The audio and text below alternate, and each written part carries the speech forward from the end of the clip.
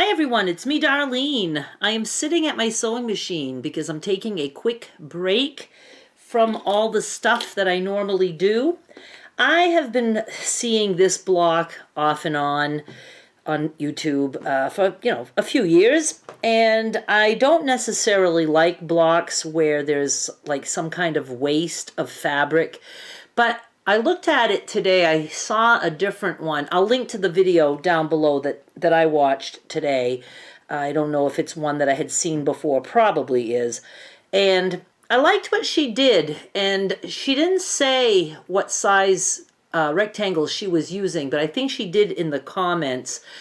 But it was rectangles, and I said, that looks like my bricks. So I thought, I am going to try this because I like it when I can come up with or recreate quilt blocks using sizes that I sell. And I sell these bricks. Now, I know there are pre-cuts called bricks, but I don't think there's like a necessary size for bricks. I think it can be like whatever you want it to be. Not like a layer cake, those are 10-inch squares. Charm pack, 5-inch squares. Bricks, I think it can vary. Mine are 4x8, and I really like this size. So I'm going to be using 3 bricks, and we're going to do something, I can't remember what it's called. I don't know. People have different names. I think she's calling it the 5-minute block. Some people call it like a magic block, but there's a lot of different magic blocks out there. Let's just try it. And I'm doing this for the first time with you. Oh yeah, so my bricks, because they're 4x8 and we're going to have a vertical seam, they're not going to be perfectly square after. They're going to be still rectangular. So I think, let's see how much I trim off this. If you were cutting your own fabric, I think you would want these to be 4 by 7.5. Because 4 plus 4 is 8, and then we lose a 1/2 inch in the seam allowance, so that means 7.5. Yeah, so I would go 4 by 7.5, or you could still do 8, because then if you're, crooked when you're sewing and one is a little longer than the other, you've got room to trim.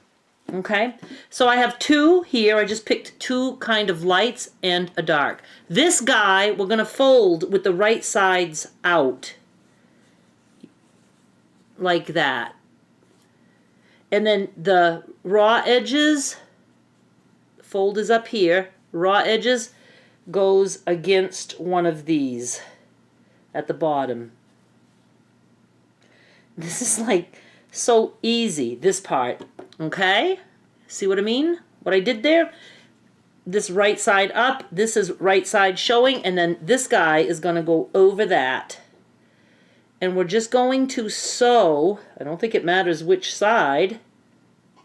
Either way, we're going to be able to open it up. I'm just going to sew right here, 1/4 inch.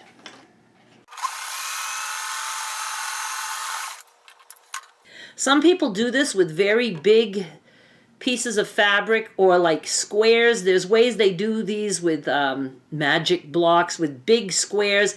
And to me, that's a lot of waste. I don't think this is going to be as much waste. So now we have this happening, see, like that. And we take this guy and we open it up. That's pretty magical.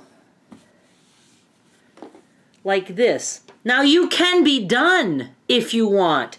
You could just make more squares or whatever you want to do, and you could just leave this like this and then, join. But, I wonder how come it's so short there. I don't know. I guess, I don't know if that's just the way it's supposed to be, but see how it's a little shorter on the top. So you could maybe trim that. I don't know if it's supposed to be. I'd have to look at the other video again to see what happened for her. But this is how it happened for me. It just could be because of the size of my rectangles. That could be it. You could leave this like this, or you could top stitch this like this. And it makes a pretty cool block. Looks like the beginning of an owl. But then what most people do is they either stitch or do whatever they do down here, and then they roll this back a little bit, and it makes like the cathedral window kind of thing going on, and that's what I want to do. Sadly, I have white thread, and I'm going to just use it. So what I'm going to do right now is I'm just going to go and sew on the top here about 1/8 of an inch, just to hold that down.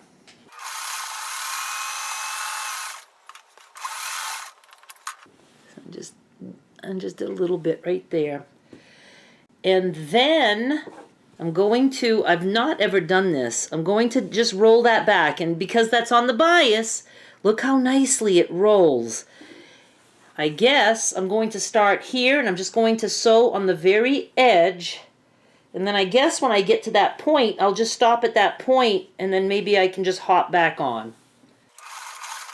I'm just going to do it as close to the edge as I can. I could be in love with this. How come you're so far away? No wonder I was feeling lonely.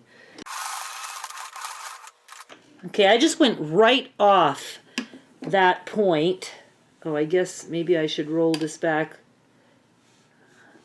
Ooh, it's looking more like an owl.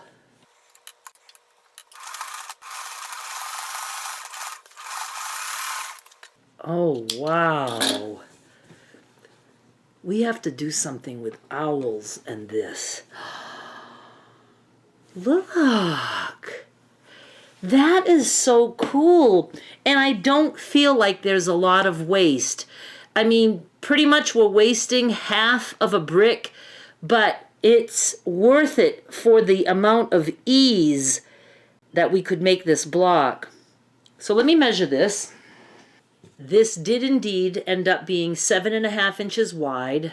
My 1/4 inch seams are improving. I'm trying to be a little bit, more careful about that. I would definitely start with 4 by 8 like I did. So I trimmed a little bit of that part at the top, which looked like this. And then to make it 7.5 this way, this is all I had to take off the bottom. So see, it's good to have that wiggle room. Look at this. I'm so happy I finally decided to try this block. I hope you like it. I'm only making the one, but you can imagine the different designs you can do since it's a square. You can, turn them. You could, have like this and this. It would make like some kind of a diamond.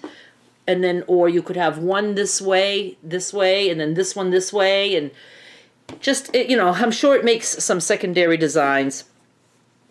Go check out the other video.